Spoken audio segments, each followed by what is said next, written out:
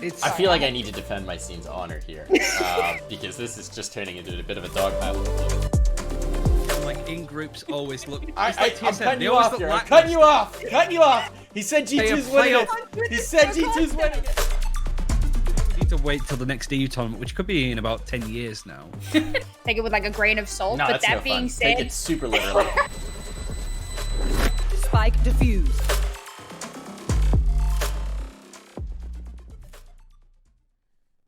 Hello, everybody, and welcome to another episode of Press 4 to Defuse. I'm Darth Mike, joined as always by Sam and Ryan. How are you two doing today? We'll start with Sam, because you always get mad at me for not introing someone specifically. Yeah, we do. So thank you.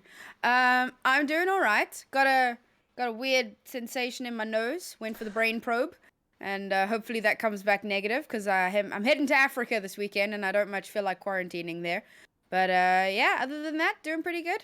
How about you guys? Ryan? I'm doing splendid. My birthday's in 3 days. Oh. Wait, is it 4 days? Yeah, so I think I'm casting on that day as well, which is going to be a bit odd, but yeah, otherwise, Best birthday present. yeah, I'm looking forward to just actually having some time off for the first time in 5 years. So yeah, I'm doing okay. I'm just sort of trucking along, and there's a little bit to talk about, at least when it comes to esports, but also in the game as well.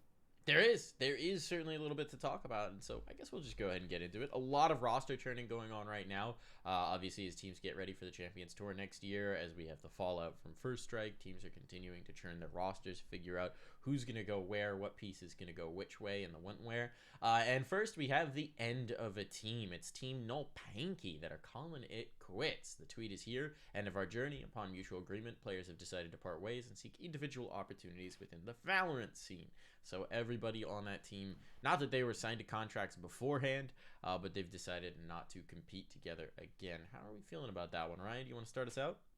I think it's one of the oldest teams that's solid. Yeah. I think Need More DM is now the oldest team in Europe now because of that. But I mean, I wouldn't. It's sad to see them go because this was a full Lithuanian stack. But to be brutally honest, I think it's disbanded because everybody's found new teams, with any luck at least. Like the main ones, there's the stuff about Vitality, which I guess we'll get onto in a second. But for like individual players that could potentially make a splash, it's looking likely that Zeke, who is the Silver player, but also the Raze player on maps like Split for No Penky, could go somewhere like G2 is the rumor, right? So this is like a very much a stat-look player that is looking to be picked up by, for sure, a tier 1 organization. And it wouldn't surprise me if Vitality were looking. Some of the other orgs that haven't announced that they're getting involved into Valorant for Europe have been trying him out potentially. So yeah, it's sad to see this team disappear, but certainly Zeke is a player to keep an eye on. CNED and Vac, possibly good to Vitality, which is something we'll talk about in a second. But even Aaron, the Omen, and Jesmond, the Sentinel player, could potentially and should really be picked up. So yeah, it's sad to not see that logo anymore, the 0.5 and all that stuff, but every player is looking to make it into a tier 1 org, which is a good thing. And Sam? bearing in mind that, again, something we're going to touch on in a minute, but Alliance is getting into the fray here. Another really big organization, so there's a lot of potential there as well. I think the first player that got announced to have been leaving was CNED, if I remember right. And that was kind of like an individual thing, like, CNED is no longer with us. And then, bam, next thing it was like, we have all mutually decided to part ways and try to find opportunities on our own. And that could be that they've all been, picked apart and found themselves new homes. Maybe only one or two did, and the others are trying to make something happen. I don't see the team, like, combusting just because of one player leaving, even if it is CNED, who is still arguably one of the best Jets and Oppers in the regions. But if more than, say, 2 or 3 players have been picked up, then you can conceivably see the team falling apart. So I'd like to see them getting picked up. But I agree with Ryan. With this being one of the oldest teams in the region, not necessarily one of the oldest names on its own. It's up there with the older names, but as a unit, definitely the oldest. And it's going to be sad to see them finally fall apart. But as with all things, change is inevitable. And you move onwards and upwards to better things, hopefully. This does kind of feel like a changing of the guard type moment where you've had these unsung teams that have been the hallmarks of the EU scene where, you had G2, you had Liquid, you had Heretics, but there weren't there wasn't a lot of org investment. Your Noel Pankeys, you need more DMs. These were sort of the teams that you look to as some of the cornerstones of the region. And it is a shifting scene in that with the Champions Tour coming, we're getting more investment. So Hell in yeah. some ways, it's a sign of good things to come, hopefully. I think the only thing to really say about Noel Penke is when you look at teams like Summon, for example, being signed as a 5 is very much on the cards. It's what the team wants. So it's likely that if they get signed to an org, they get signed as the full, full package, the full deal. Noel Penke, it was never going to be that, because whilst they had some of the best players individually, as a team, similar to Purple Cobras, they struggled. Their coordination wasn't great. And honestly, considering the players that they had, I do think they underperformed in a lot of tournaments, including First Strike, considering the road that they had to try and actually get further than they did. So hopefully we start to see more out of these players on other teams start to do more. CNED especially, I think, is the best example for a player that everybody knows how insanely good he is. He could be the best Jet in Europe, but we never see that in official games. Hopefully now we might be able to. All right, well, we're going to pop on over talking about, continuing the thread of like seeing people coming into official games, seeing orgs pick up players. We already touched on it a little bit here. Vitality are signing a team. They're building a team as they get more involved in Valorant. We've got a tweet here from Halo. This is the latest rumor that they are set to sign FQ, formerly of Exile Esports. They've so they're building the team. We also had a report from Nell as well. So bit by bit, they are constructing this roster. What do we make of this one, Sam? You want to start us out? I'm glad to see that there's more org movement in Europe. I think that's probably the biggest thing to take away here. The other thing that I mentioned that we're also going to get to is obviously Alliance, and there's been a few rumblings of other organizations as well. So just that in and of itself is fantastic news. FuQ has been a name that I've heard thrown around quite a lot recently. In fact, I've heard quite a few coaches saying that there's been a little bit of a battle royale going on to pick him up with some of the teams. So I think that this is a good pickup just on its own. Fragon, if I remember right, was doing a little bit of work with FPX a few months ago. So this is someone with a massive brain. Also someone, if I remember right, came over from Overwatch. So again, bringing that kind of hybrid style of coaching, has a good understanding of, Counter-Strike strats. I nearly said stats. Strats and maneuvers and so on, and then bringing that kind of Overwatch knowledge as well. So I think that's a great pickup. I'll be perfectly honest, Brams I don't recognize. And I think, Ryan, you would probably know more than I would about that. Very little, actually. He's been a player that's been in the game for quite some time. I'm trying to think of examples like Nuki, I think, in like the German seed. He's effectively one of those players that played in like that first G2 Ignition event where it was like a mix of streamers like Scream and Mixwell and stuff that all played as part of like pickup teams effectively. So he's not got like the most well-known reputation, certainly in the scene.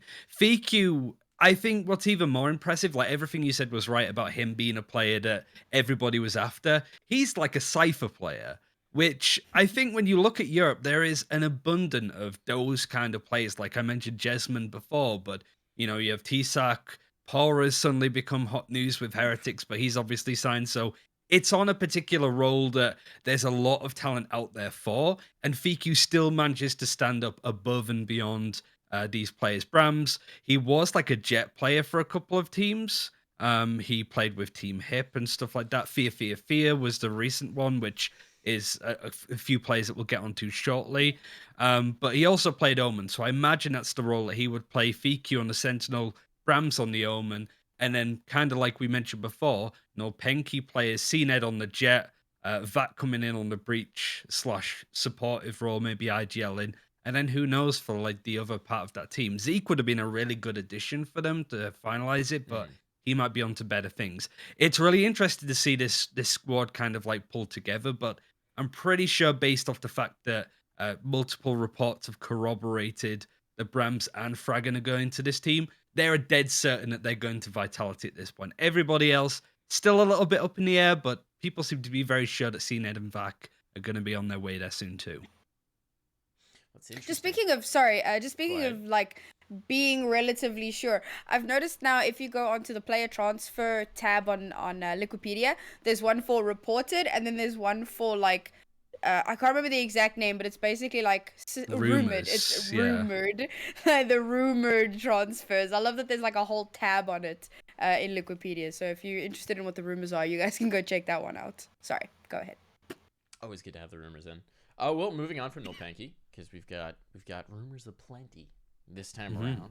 But we're gonna keep it going here, keep it rolling. We're on to another team that we don't know any of their players yet. But we do know who's going to be choosing their players now. Alliance are getting involved in the scene, and they're taking Banks to helm the ship.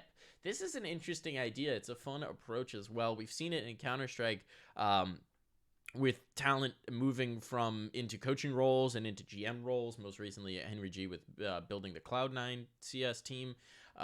We've seen it in various places, but this is the newest one, is Banks to Alliance. He is going to be building their Valorant team. He's the general manager of their division, presumably will have the strongest voice in constructing a roster for them as they aim to be competing in the Valorant space. This is interesting. Banks obviously has been doing a lot of the EU Valorant stuff. He wasn't in First Strike, but he did a lot of the tournaments alongside Mitch. Should have been. Yeah. I think I don't know the situation. He did I know he was DreamHack working though, right? Blast. I think he Oh, was So- Blast, busy. sorry, Blast. Yeah, he did Blast, and seeing his tweets and stuff, he wasn't asked, which I think is like. Luckily, he was doing the Counter-Strike Blast stuff Yeah, at the that's what I same was time, saying. He but was I'm sure that if he got busy. the option, it sounded like if he had the option, he would have done Valorant, which I found quite interesting. And yeah, like he deserved to be there considering all the work that he did. But Alliance is an org that I've never really experienced because they're mostly known in Dota, right? Like that's their Yeah. main bread game. They have gone into League of Legends a Apex. little bit. Have they gone into Apex as well? Dude, their Apex team slaps. They are doing That's good to really know. well. Oh yeah, I I was know I was looking on nothing about the Wikipedia. Apex scene. Yeah. No, their Apex team has been doing exceptionally well. Full Scandinavian roster, of course, and they just they've won a bunch of tournaments. So this is an organization that I put a lot behind. Also Pontus, the house chef, he's my guy. He's cool. The thing about Banks The though, house chef? and this was kind of discussed a little while ago with some of the like the coaches and so on in the scene. He's not completely fresh. Like we see the step from commentator to manager, and it looks like okay. But we forget that before commentator, he was apparently involved in like GMing and stuff and playing and all of that, and then became a commentator, and now he's getting back into that. So he's got all of the like previous knowledge, plus he's had an eye on the scene since the beta because he's been so heavily involved with it, and now he's like kind of melting pot all of that knowledge and all of that information, and now he's going to try and create a super team. And I really want to see how well this turns out because obviously he has the information of the last few events, and he has the power of saying, I have an org, and so he can go to just about any player in the region and say, you're cool, I have an org, let's go. And that gives him a lot of choice, and I'm really excited to see what he's going to put together. But I think he's going to take his time with this one. Yeah, that was the only complaint that I suppose I had with it because it definitely sounds like he's just started effectively, like he sort of put out the casting call for players that now that we have the holiday season coming up, we have champions pretty much starting in mid-February, so they only have 6 weeks to get a team put together.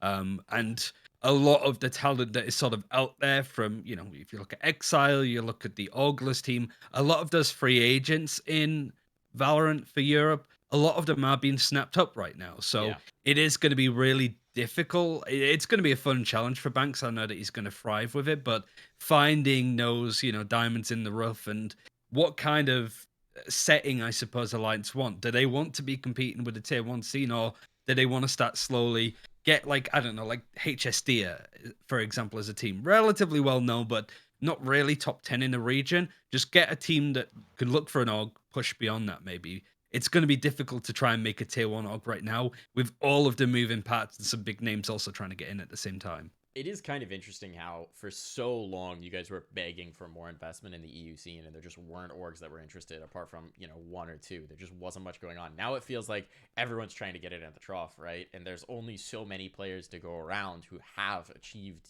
high level results. And it's becoming an interesting competition as people want to get a team slated ahead of the Champions Tour in 2021. But to build on your point, Sam, Bakes has been around for a long time. He has worn a lot of different hats in esports. He's done journalism, he's done broadcast, he's done org side things, he's competed. So yes, it's an amalgamation of a lot of years of experience that he can take towards that new role. So I think he's gonna flourish. We'll see, but it makes sense if you're looking for somebody with deep roots in esports and experience in esports. Good guy to go to. 100%. Yep. So we'll see what his first moves are. I am curious. I also feel like the first signing sort of tells you where they're gonna go with it, right? Like whether they're gonna pick up a full team that exists or whether they're gonna target specific players, and if they're gonna target specific players, like what the philosophy is. So we'll have to keep an eye out for that first rumor. See who's gonna drop. Anyone heard anything? Anyone heard any breadcrumbs? No, I mean, No. like what I can see, I think what would be a cool move is, you got the rumor that Lucca's been dropped by G2. Like he might go to Big, by the way. That's another rumor that's going on at the moment because I spoke to God B at the weekend because they won a tournament there. And he was like, one of our players will be dropping out in 2021 due to real life issues. And Lucca was a stand-in for them for one of their games because God B was playing like a streamer tournament. I don't know for certain, but I heard that Godby and Lucca don't like each other all that much. That's something that I've heard for like ages, but I don't know if that's necessarily true because I think if Lucca went to G2, that'd be a big thing. But otherwise, that would be a great first signing, right? You've got Lucca that might be dropped and then suddenly he's picked up by Alliance and then making a team around him be more of a supportive player as opposed to like a jet opper. That would be like just a friend shit at all and see what sticks, to be brutally honest, from my perspective. But I don't know what he could do or should do, but I'm interested to see what happens because of it, for sure. Okay. I think a lot of we've seen kind of individual players that have been that have left their team for whatever reason. There's Meadow, who's a good potential. There was Leo as well, and that was kind of part of the whole Skade fiasco. But Leo himself, a lot of coaches and a lot of people have been saying what a fantastic player he is, and just from watching him, you can tell that already. So I think if you look at all of the single players that have been dropped, it doesn't necessarily mean you pick up the single players and then boom, you got a team. But there's definitely a lot of really good potential out there to be exploited. And I think more than anything, that's just going to make things more difficult. I don't envy coaches when they're building a team because there is just so much good talent and there's so much more to factor in than just can they click ahead. You got to their play style, and does their play style suit the style that your team is going for, which was the exact issue that Meadow had with FPX. He's a phenomenal player but just didn't fit in with their play style.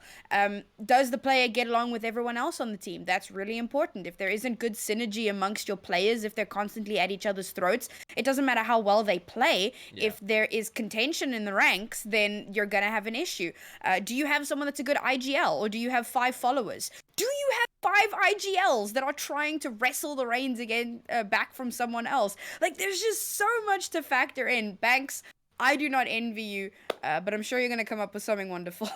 See, I can't wait to sit back and let it happen. I think it'd be one of the most fun jobs in the scene. Like, do I think I'd do well? Honestly, have no idea. But I think that if someone wanted direction to build a Valorant team right now, it'd have to be an NA if you're choosing me, because I don't know enough about anything else. But just taking the years that I've known a lot of these players, knowing their playstyle, knowing what teams have worked out for them, what haven't, like how they blend, I think it'd be fascinating to get the chance to build a roster. Again, no idea if it'd be successful, but it would be fascinating. So if someone's got a big budget and they want to build and they just need somebody to take the rudder, hit me up. Isn't that the greatest job pitch I've ever done? I mean, it's a terrifying prospect for me. You'd have to pay me a lot for me to do it because I'd have to get over my sheer anxiety from it. But considering like Alliance is a Swedish org, maybe they pick up some Swedish players. But to be brutally honest, looking at a lot of the different teams within Europe, everybody is going international. Nobody's putting together like Yeah. a full, like that was one of the smart things about Nolpenki is that Vac moved the team away from being a full Lithuanian lineup to be more international. And I think the team looked a lot better because of it, because now Oh they yeah. look like a better prospect, as opposed to Need More DM, for example, where they're a good team, but how deep are the talent pools in Hungary? Probably not that deep. And so if Org is looking to pick up them as a squad and they have to drop a player, they have to get in a Hungarian speaker. And the whole system kind of like relies on that, right? So you can't really sort of rely on it just being a Swedish team. But yeah, HSD I've been talking about a little bit. The Nice Cars guys, which is people like Maniton and Sebs maybe, but most likely international European rosters, I'd guess. I've Oh now no, had an Anders has idea. arrived. Everybody run. Just letting you guys know, next week, if we do wind up doing an episode, I feel like we should do a segment of just build your team out of free agents, where we all Let's Let's good. do build a it. team and make Oh, it- that would make be a so case. like Christmas fun, Press 4 actually. special. Build a team. All right, I've got Legit, my like idea. that's what It's I've been gonna doing happen all next week, but carry on. All right, so on to across the pond. We're going to talk about some moves that have happened in NA. First of all, we've got some benchings. Starting off with JMO getting benched from Immortals. He's still under contract, exploring offers. So basically, he's trying to get someone to buy him out, move on over, change a different spot. Yeah, what do we think about this one? Immortals, I thought actually overperformed what I expected from them in First Strike, which, considering they made it to the as deep as they did, I really did not expect that from them, considering how late in the changes had come through. They performed quite well. Now they're changing things up. They're getting rid of JMO. They're benching JMO. They're going to bring in a replacement, presumably. What do we make of this one? Ryan, start us out here. Yeah, I mean, I think when it comes to the jet up role, JMO was certainly one of those players that was super inconsistent. Certainly with the new signings that Immortals had, I think Neptune has been great at that role. And Shot Up, or is it Spot Up? I always Shut get Up. the two mixed up. Shut It's Up. Shot Up, yeah. Like he has those bright moments that make you think that he has potential. Is it the most consistent? Not necessarily, but I think JMO is much more like cut and dry when it comes to how inconsistent he can very much be. He has been better ever since he got a new PC, and I think with everything that happened with Shut Up being hospitalized and Shanks coming in, I thought JMO did well to sort of bounce off of that. So yeah, going into First Strike and qualifying, I thought that he was a much more consistent prospect. They lost 2-0 to Envy in the quarterfinals there, but I think that's a kind of a given. But I wouldn't say this is surprising, and considering how Immortals have conducted themselves so far with roster moves, it seems very much guided by a lot of different stuff. I mean, a lot of people complained about them selling Asuna and Dicey, which right now, does look criminal, I suppose, considering how well they did in First Strike themselves with 100 Thieves. But you get the idea. They seem very much wanting to put together the best team, and I think benching JMO might be a smart thing to do for the time being. Sam? Oh, and this was a few episodes ago about how Immortals are a bit of a farm team. They get in that talent, they build them up, and then sell them off to bigger organizations, and that's kind of how they keep the money flowing, and that's how they keep themselves afloat. And they were doing really well. We actually we named the episode after that. We dedicated quite a bit of time to it, and it was really working out for them. So I feel like this possibly goes against that I don't know, that vision. But maybe now is where they're trying to step away from that. Where, when they were doing the farm thing, it was like, okay, we'll bring in the young talent. We'll see how people do. If people want to buy our talent, okay, let's see what happens here. First Strike came around, and now it's like, all right, cool. We made the money from the transfers. We're getting our foot in the door well and truly and properly. We're seeing results that we want to be seeing. So now, how do we improve this? JMO on the bench. You know what? Possibly there's going to be a team that thinks he's amazing and snaps him up. Which, I had a question. Can you, request to be benched? Yes. I mean, that's what happened with 100%. T1. That's how Crashies and Food got out of T1. So there you go. So, I thought there might be, a breach of contract thing there, and you'd have to, buy yourself out or whatever. But maybe JMO has asked to be benched and potentially wants to get picked up by, a higher tier org. Yes, I know it's unlikely, but I'm just going over all the potential options. Okay.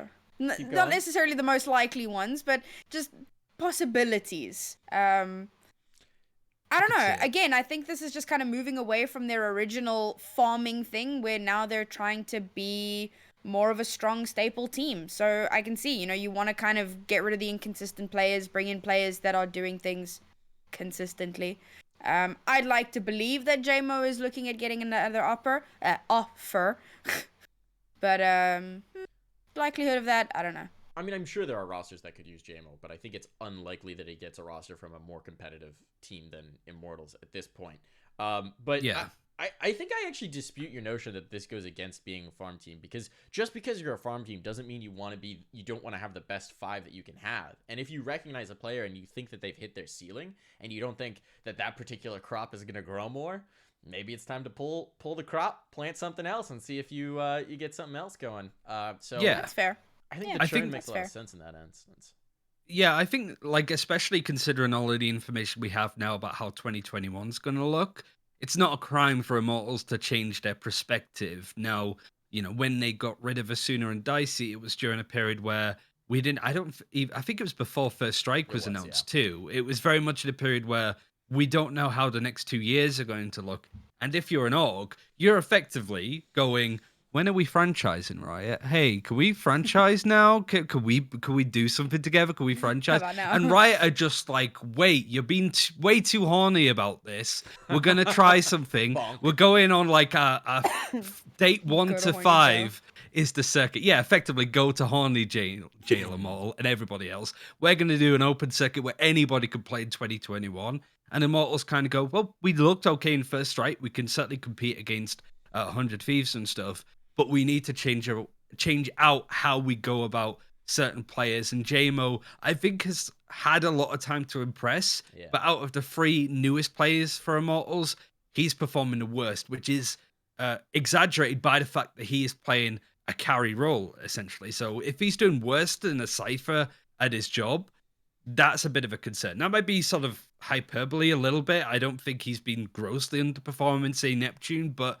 you get the point. That role especially, you're seeing a lot of teams move away from the Jet Op role because of the changes in the past and the meta progressing. I think you can almost see this year as sort of like extended auditions as well from a lot of players in that Immortals roster, where they were like, yeah, we picked up these 3 new players, let's see how they work out, and then they've made the decision to keep 2 of them and continue to build around them, and they're shifting it around.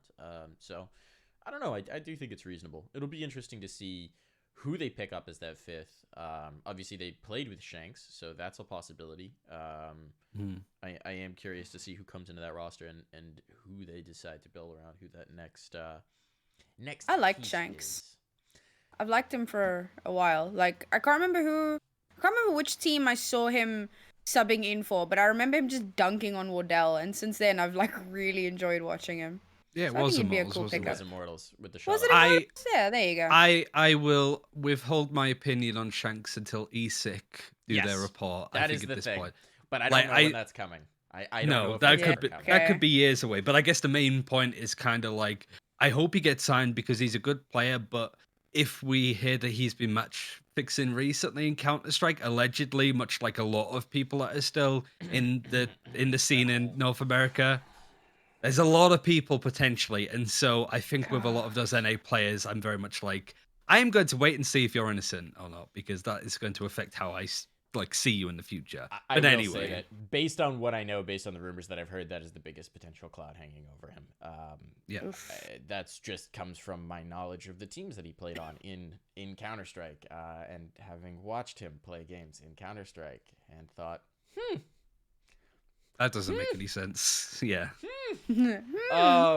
but he is very talented, very, very, very talented. Clearly, we'll see if the out of the server issues limit him, or I'm assuming at this point he's shown enough that I feel like a team's going to take a chance on him, especially when you've got players who are signed to rosters who were I on the hope same not. team as him when these alleged things may have happened. Yeah. It's just, I'd like, on a quick sidebar, I won't take up too much time on this. I would Okay. really, I would have a huge amount of respect for Dig if, for whatever reason, Shanks and Poise come out as match fixing by ESIC if they're found guilty, because, they nipped it in the bud. They didn't want to be a part of that, even potentially. but I would lose a lot of respect for teams that would then consider picking him up in this period where we're not quite sure why they were dropped by Dig, and Yeah. also we don't know, you know what I mean? Where it's kind of like they're taking gray a area, risk on yeah. this player being innocent or guilty, and effectively going, well, people have forgotten about the ESIC report, so we're just going to grab these guys because we might never hear whether they've been cheating or not, because that was a thing with all of the stream sniping and stuff, that they effectively turned around and said, we can't punish everybody, so we're starting a clean slate. But yeah, That was a quick slightly sidebar different done. situation. I'm hopeful that that's not going to happen with match fixing. Is that's like we're talking like degrees of severity of the incidental things of the online era versus outright throwing games. But we'll see. It's all hypotheticals until we have actual answers on it. But I will say that is definitely to my knowledge, probably the biggest limiter. Keeping him from moving on to a different roster. On to the next big benching. This one's even, I guess, arguably a bigger team.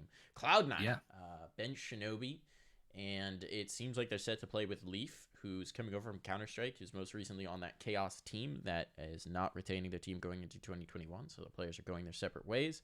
But Shinobi, the IGL of Cloud9, has been benched. I have my views on this, but let's start off with your guys. Sam, you want to lead the charge here? I guess it wasn't wholly surprising. I'm not sure that he matched up to the rest of the team in recent games. But that being said, I don't know if I would have expected this. And it did still come as a surprise. So it's not necessarily surprising, but I was still surprised because I felt that he still did well. Especially since he is the IGL. That being said, I don't know the first thing about Leaf. I don't know him from a bar of soap. This could be the salvation of C9, who he's just gonna wipe the floor with Shinobi. Leaf.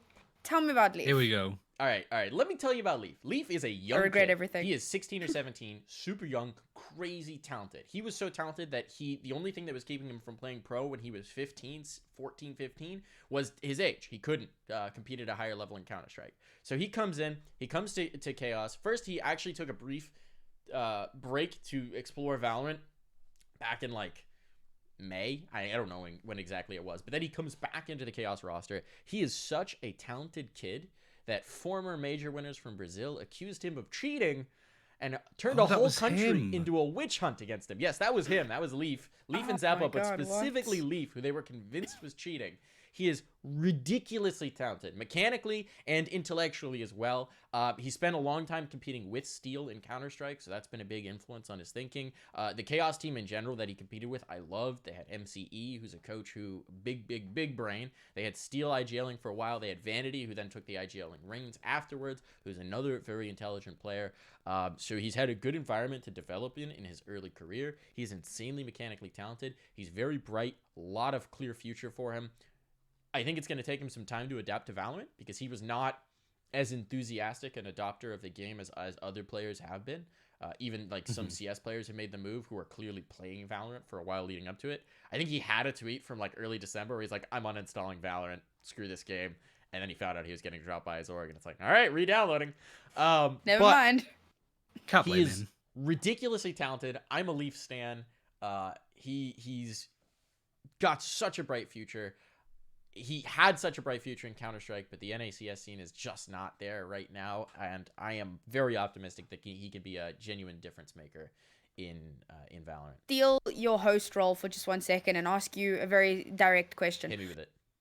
So obviously Shinobi has been IGLing for all this time, and maybe C9 were looking for a new IGL to try to introduce some kind of change, some kind of difference in the roster and the playstyle and whatever.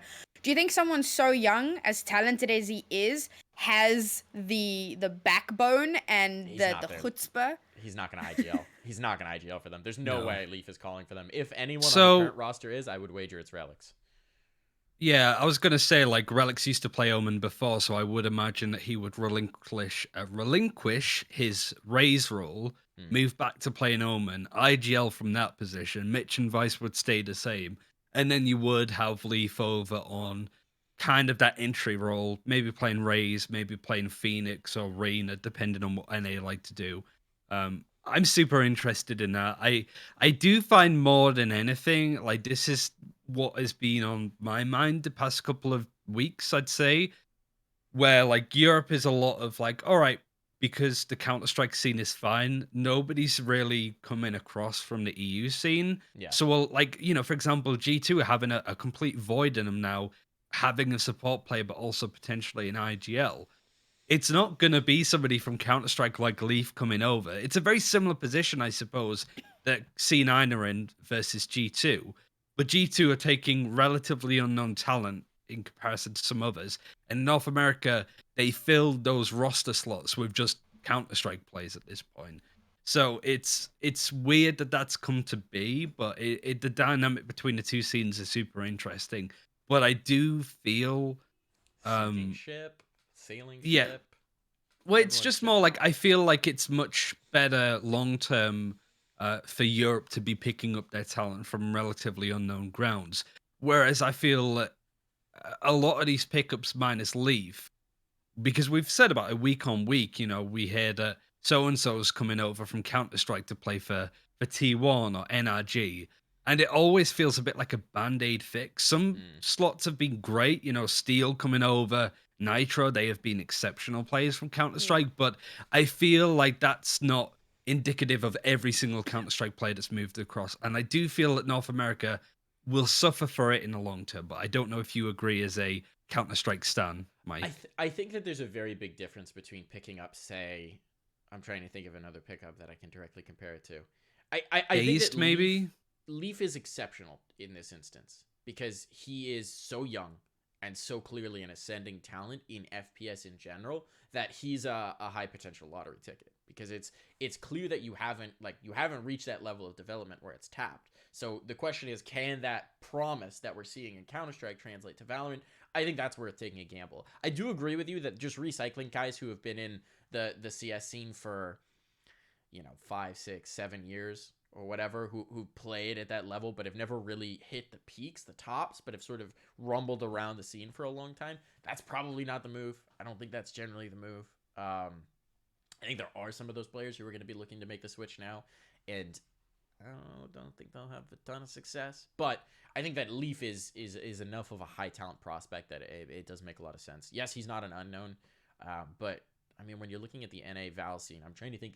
The only person I can think of that's really come from Val is Dicey, and Dicey's real good. Don't get me Mhm. wrong, but it's still enough of a nascent scene that a lot of the talent is coming over from CS. For sure. Yeah. That's where I'm at on it. On to the next thing. We're hopping back over to EU. This is just sort of a fun little one that you had slotted into our pre-show slate. We've got a team that's playing together. This is another non-signed team. Cave Kingdom, new name. Who Let the Dogs Out? Love it. We got Hit, Law, with extra A's. Lol. Kagasi, Apo, and Loki playing together. And Renault. What do we think of this one? What do we make of this one? Ryan, you want to start us on this? Yeah, I mean, it feels to an extent like Hip Hip Hip are coming back again. I guess what's more curious is these are players that are not getting signed. Let's be honest. The fact that they've come together, so they're not getting picked up by any organizations that are individually picking apart some of the teams that they played on.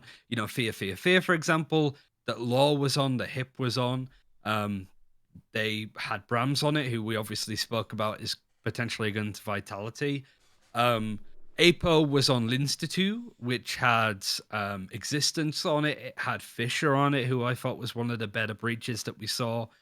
Tweeny. There's a lot of really good French players in this scene.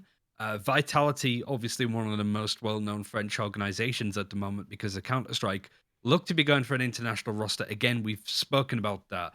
So I guess it's interesting that these players are starting to play together, but I'm more interested in why some of the other teams that they were playing apart fell apart. For Fear, Brams has gone to Vitality, so that would mean that they disbanded. But also, when you look at who was on Fear, you have Fear Off. He's probably the main player to sort of pick apart on. Oh, I wonder if he's been picked up. So interesting team, lots of great individual players, but I'm more curious about what else is happening that led to this, if that makes sense. Sam? Yeah, Kagami with Hardest on Project SW, who were Angry Titans for about 5 minutes, I think for like one qualifier, and then they got dropped by Angry Titans. And then Project SW got picked up by an org whose name eludes me. But clearly Kagasi did not make the jump. And Hardest was actually the raise that I love to wax lyrical about so much after seeing them compete. And I think it was the Allied Odyssey tournament, where he just performed out of his freaking mind. He and Kagasi. My favorite story to tell is how they each got an ace in consecutive rounds. It was just absolutely ridiculous. So some really, really great players. And it kind of surprises me that Kagasi has found himself on yet another kind of pug team. LOL is, again, a name that's been thrown around a lot over the last few months. A good player, most notably for the Sage, particularly, way back when Sage was a bit more relevant. I haven't seen too much more from him. I've been a little bit more focused, obviously, on kind of the more higher tier teams, so I haven't seen too much of him recently. I'd like to see how he's expanded his agent pool, what he's doing now, how he's performing. And then, of course, Hip, previously of Ninjas in Pajamas, and before that, the old Hip. Yeah, I don't know. It's unsurprising. This is going to sound harsh as F, but it is kind of unsurprising to me that he hasn't been picked up by an organization again, because I felt like he was never that impactful on Ninjas in Pajamas. The main thing I remember him for was playing Reyna on Split. That's kind of my memory of Hip. He had like a few good moments, but he never really kind of stood out for me as like a real amazing addition to the team. And then he got dropped by Nip, which no one was super surprised about, and now he's found his way into pug teams. And I mean, I do hope that he finds his way onto a good team at some point, but I'm gonna kind of slot him under the washed category. Yeah. Wow. Young team to be young game to be washed in. It's, yeah, I mean, like this. He comes over from Overwatch, so he's had his run of gaming. He was already is what washed I mean. before he got here. He was pre-washed. I mean, your words, not mine. He's also like a player that's not really had much identity. I feel like he has played so many different agents, but I would say that it's different to like Rhyme from Ninjas in Pajamas, who is a very flexible player that can play anything that the team needs him to play. Yeah. But you get a sense of consistency with him. I feel Hip as a player had way too many off days that he can fulfill that role. But, when you look at the agents he played Reyna, like a third of the officials that he's been in, 800 rounds of Reyna. Then you got Raze, you got Sage, you got Breach, you've got Killjoy, you've got Jet, you've got Sky. He was one of the only few people that actually picked up Sky in First Strike. It's a really, I don't know what role he's going to play. Law, you would imagine, will still be on the Sage, maybe Breach, more of like that supportive agent. Kagasi, who knows? Maybe played Jet, but when you have Loki on the same team, it's hard to say. Apo played the Sentinel role for Linstitute, which kind of clashes with, again, what Hip usually plays. So I hope that they can actually form a team and get everything into a slot where people are playing what they want and are good on it, in which case I think this team could actually do some serious damage and could be considered strong. But I feel like it's just the same old for players like Hip, where the role that he plays is going to dictate how this team goes about. Like, is he going to play Sova, for example? Because there's not really any Sova players apart from this team. It's a bit of a cluster schmuck. Just keep filling kind of thing. Yeah. Let's talk about the only actual result we have to talk about from this last weekend, the JBL Quantum Cup. And can I just say ahead of time, am I the only person who this event just kind of snuck up on? Like, this is a lot of top teams at it, and I feel like up until this week, I had no idea this was happening. Same, dude. I didn't know it was happening until it was on, and then, like, I saw people talking about it, and I was like, wait, what? It's just snuck right up on me. And it was not an insubstantial amount of money. It was, what, a $50,000 prize pool? Yeah. Yeah, that's the really, like, it was funny to hear North Americans mold about best of ones not being streamed in some cases with this tournament, because I was there sort of like, yeah, tell me more about how much it hurts. But Just yeah, like the fact that channeling they your inner viper. Welcome to my world. exactly, but it's the fact that it felt like I thought the production of Tom was great. It had some really good casters. Obviously, when you have like Golden Boy, Puckett, and Rivington, Yeah. you are really like putting in the effort to put together a good tournament. Mhm. But it does feel like, to an extent, I struggle to really get into it because it felt people were taking it seriously. You watch the games and you realize that that's not necessarily true, but it just had that vibe. I don't know as well if it's because it's after First Strike that I think people were a little bit like fatigued from like Like, everyone big was ready for tournaments the to keep an eye holidays. on. Yeah. Right. Yeah, And honestly. so I feel like it was a 50k tournament effectively pissed away because of it, which if this was like in January, the first major tournament, if this happened a month from now, I think people would be super hyped to check it out. So I didn't really catch all that much from it. I watched a lot of Nitro's perspective from the 100 Thieves games, but it was really hard to care, I suppose, as bad as it sounds. To watch really because I was is. just busy with life. But I went to check out the results on Liquipedia, and the way I worded it in the document is like some eyebrow raising results. Like you look at them and you go, what? It makes me so glad that I'm not the only one who this event was just kind of like, what happened here? I assume you guys all saw the Twitter banter going around of everyone posting their best trophy raising clip from their career. God. That was good, time. though. It was a good bit of banter. NA scene, top tier banter. I feel like the only person doing proper banter in the EU scene is Angel, and everyone else is just Artis is you gotta say Artis Artist is also is on good, the list. yeah.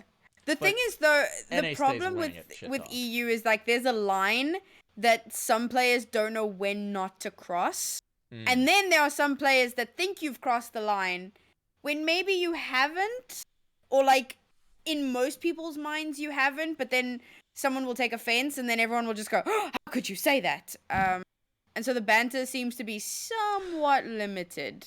In And NA, also it's this just comes like, back to keep going further, Yeah. keep going. But this Talk this about comes his back mother to now. something. This is something we spoke about before, where it was like content creation and being out in the public eye is so much more important in North America. In EU, it's just put your head down, do what you got to do, be the best, and that's the end of it. Because there isn't as much incentive to be content, and that's why. Honestly. And that's why I said last week, like, if you want me to be a fan of your team, just have good social media. Love G2, love Summon FC, because their social media is just fantastic. I could Yeah. miss every single one of their games ever. I don't even watch League of Legends, but I'm there like, G2! Just because, like, really good social media. Gotta have the bands. Gotta have the bands. We're talking Honestly. about the actual results. All right, Sentinels won the event. That's Yep. great. Still They competitive. won a top of major. the region. They Yeah, won right. a major. 100 Thieves 3-0'd their group, but then went out in the semis to Sentinels. Although looking at that series, that was a heck of a series. I don't know. Interesting conclusions. Do we have to take FaZe seriously now? I feel like I keep asking that question, and I still don't want to. But like, they were in the finals of a That's so $50,000 toxic, dude. tournament. But you know what I mean? Like, even here, yes, they beat Gen G, but Gen G has been looking lackluster lately. They went 1-2 in their group and made it out with a -2 round differential, but just made it out based on head-to-head. So that's not a convincing group round. They beat Gen G, that's a convincing series, but then they got dumpstered by Sentinels in the finals. It's like, it's weird to me because yes, they are in the finals they make the playoffs of like every event and they keep being this, but every time I watch them or look at their results or look at their statistics, I'm like, well, but there's always a but, and I'm not convinced still. I'm still not convinced by this FaZe team. Why one of the things I wrote there was, were teams taking this tournament seriously? And that could also just come in with what Ryan was saying about the fatigue from First Strike and teams just being really tired at this point, and maybe they were really trying. But I mean, if you look at Gen G's results, you mentioned a 3-0 sweep. You didn't mention the teams. The first team they play against is Sentinels, who they beat 13-10. If anyone predicted that Gen G would be defeating Sentinels anytime in the near future, raise your hand now. How many White Claws and are I'm pretty sure I'm involved? not going to see any freaking hands. I just need to know how many White Claws are involved. Honestly. That and then too. they go on, and then they 13-6 Cloud9 and 13-5 TSM. And then, like you said, they go out to FaZe Clan in a 2-0 fashion. Like, it's just, eyebrow raising. It the results just blew my mind. Yeah, I didn't get to watch the games, and I'm really sad I didn't, because I would have liked to have seen how their play would have compared to previous games. I mean, you can never actually tell if teams are taking something seriously, but I would have liked to have been able to compare a little bit there, because it feels like it wasn't taken too seriously. The banter between 100 Thieves and Sentinels on Twitter was great post this tournament, but aside from that, I don't know. I mean, when you think of a $50,000 tournament, and you're just like, surely they are trying, and you look at the results, and you're like, I don't know what to think. Yeah, I do think that there are some performances that for 100 Thieves as well. I was listening to Plat Chat and they were speaking about this where and I missed it from watching Nitro's perspective, but they didn't show any current strats off on some of the main maps that they played. The only one that they did was the Icebox game in that best of 3 against Sentinels, because nobody really knows how to play Icebox, so there's not really any strategies to show off, I guess, at that point. Yeah. So, like, that was a good series. I think there's a lot of question marks about Envy, certainly Cloud9, but they're going for an adjustment period. It was just one of those tournaments, I feel, where you could sort of look into it and go, yeah, Sentinels look good, but now we're going for a big break, and you would assume that we're not really going to see these teams again until Challengers comes around. So I feel like it's one of those things where it felt like a seeding game in First Strike, you know, the closed qualifying kind of seeding games where they do paint a picture, but how much time do you want to spend trying to really break that down before all of this is effectively changed up and different because of roster moves, balance changes, and just time and practice. So I really didn't look into it that much. It seemed to be a solid tournament. It did pretty well, but I feel like in a year's time, people are going to forget that this even happened, as bad as it sounds. Probably. I think they're really a victim of scheduling, of just being right after First Strike, and it's like, you probably should have looked at the calendar and thought, let's push this a month. Probably be a good idea. I just do want to point out a quick note here. We've got noted, I don't think he's technically a free agent. I think he's still under contract. Noted available player Kohler in chat. Spamming the Slide in the DMs. emotes. All I'm saying, Kohler, you leaking? You leaking something here? Got any of those leaks? He is French Canadian. That is the maneuver. I think the coolest thing to note about the JBL Cup was that it was run by ESL. Yep. Who, if I remember correctly, at the start of Valorant, there were people going around saying ESL won't touch Valorant with a 10-foot barge pole. And so I mean, this is money this is talks. white label work, right? Yeah. So there's a difference between it being an ESL IEM event or that kind of thing and it being the JBL Quantum Cup. What happened here is whoever the sponsor is said, all right, we're going to run an event. ESL, we're going to pay you to run the event for us. So there's no risk in there for ESL. It's white label work. They're getting paid. They're coming out and they're like, all right, sure, we'll throw a tournament. Pay us. So I do think that ESL is probably going to be wary about actually putting their own skin in the game. But yeah, they'll do white label work. Why not? That is the freest money as a TL is white label work. That's where you make your bank. Okay. That's where the cheddar For flows. sure. Hire me, please. Yeah, right. I like white label work. Hook us up. I like all work, any work. Just give me some more work. Hire Sam okay. so that she can stow away on a ship to make it back to South Africa for the holidays. This is our like our charity appeal for the holidays. A charity drive. Hire our casters. Speaking on that note, we've gone way over our time per usual. We're almost hitting an hour, so I think we're gonna wrap it up. Try to see if we have anything that I missed here. I think we covered everything. Any last notes? No real tournaments in Europe. I mean, it's a weird one because I kind of understand it. Like Heretics won the LVP event. They've won 6 tournaments out of 6. Yeah. The Spanish tournament scene, the circuit is flourishing. Giants are apparently being dropped because they forfeited a game where they got penalized around for. That's some weird shit that's going on at the moment that makes 0 sense. But yeah, Europe being relatively quiet. With any luck, we get some stuff in, like monthlies and stuff via Nerd Street, as we keep highlighting, or anybody to really fulfill that role of just being a complete European region. 10K monthly would be super cool for a lot of teams to enter. But the individual regions, you've got LVP in Spain, you've got Level that was doing stuff in the dark region. Frag Lead up in the Nordics, Underdogs in France. A lot of awesome region-locked tournaments happening across Europe, but we need to go the next step and get some of these, the giants facing up against the bigs, going up against the whatever teams are winning all of the French tournaments. You get the point. We need to move on to that now, and hopefully with 2021, that's what comes. Fingers crossed. So I think that's going to wrap us up here. Thank you so much for tuning in. As always, if you enjoyed the show, please do follow the channel. Follow Nerd Street on Twitter as well at twitter.com/NerdStreetGamers, spelled like it is here. Follow our faces. You can find them down below our ads. Find our Twitter handles. Do follow those. It's one of the best ways to show support to us, and we do appreciate everyone who tunes into the show. We air every week at 1 p.m. EST. I think we're going to have a show of some shape or variety next week, although it's getting very close. Looking a lot like Christmas. So we'll figure that one out. Keep you updated. Keep your eye on Twitter to know. And we'll see you next time, everybody. Press 4, out. Bye-bye.